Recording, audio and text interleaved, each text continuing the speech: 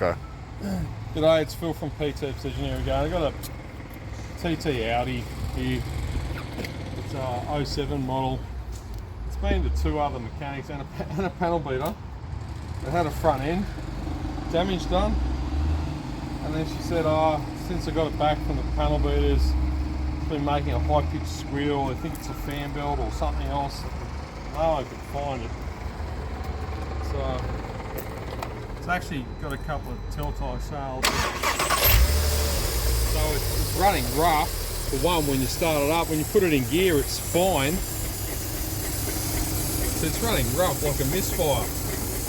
You put it in gear, and then it goes okay.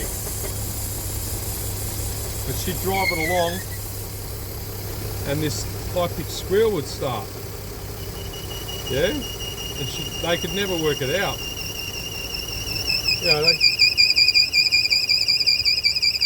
think that's the fan belt, right? So they'd be looking at fan belts and alternators and overrun pulleys and stuff like that, but it's not. I did a video on one of these before, not one of these, but a Volvo. It's a PCV valve, yeah? I can get that off. That's sucking down that hard. So the PCV valve is causing that because it's sucking it in. So the diaphragm's gone in the PCV valve. Because when you drive along, it'll go because it's only a vacuum, right? So if you drive along, anything above idle,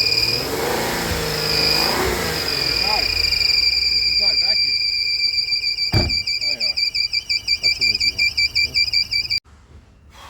Rightio. So PCV valve on this one, it's a 6-cylinder, is inside the rocket cover, right?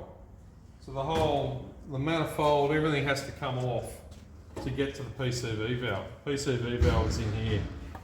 It's bolted into the rocket cover. Yeah, that's the valve in there that'll be leaking. That one there is sucking through. Yeah, so that's your little culprit. But in doing so, it's a bloody old car, yeah, so everything's fucking fragile. But now we've discovered there's a water leak in here too, which is into the head, been dripping down, looks like it's been leaking for some time. That's all plastic housings and there's O-rings in there and there's a big housing that runs down to the water pump and,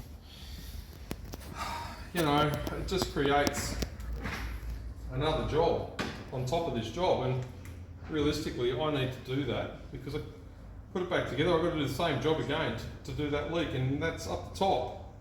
It'll end up blowing a head gasket. But it cooks the top of the engine. So, you know, there's a lot more money, yeah, to do it. So that's what you find on an old car. You start doing this stuff, and we've never seen this car before. It's come from somewhere else. She's had the shits with other people, but anyway, all right, keep going. Oh, far out. Okay, so I'm not going to be able to show the finished product of this one because we're waiting for parts and I'm going on holidays, so I'm done, yeah. But what we also did find in there was this is the thermostat housing. Yeah.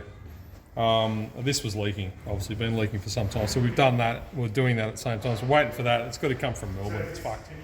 But this is the problem. This is the PCV valve. It sits in there, up in there, like in the rocket cover. It's only just sitting on there. I can pull it off, but I don't need to. Normal, these PCV valve. Pulled that off. Got a freaking hole in it. Right, that's the diaphragm, yeah? Spring underneath this. That's why it's whistling Dixie. That's the noise, yeah? It's a big job to do all that. But people misdiagnosing it. Yeah, but anyway. Okay, so the parts ended up turning up in time before I left. The car's back together. It's running fine. You can hear there's no more misfire on startup. There's no squeal. You can pull the cap off.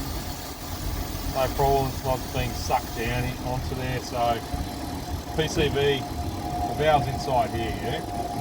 But all the rest of the seals and, on the manifold replaced, but there's that coolant leak as well, the thermostat housing and other bits and pieces. But that's it. I mean, it sounded like a fan belt squealing or a pulley squealing. It's not.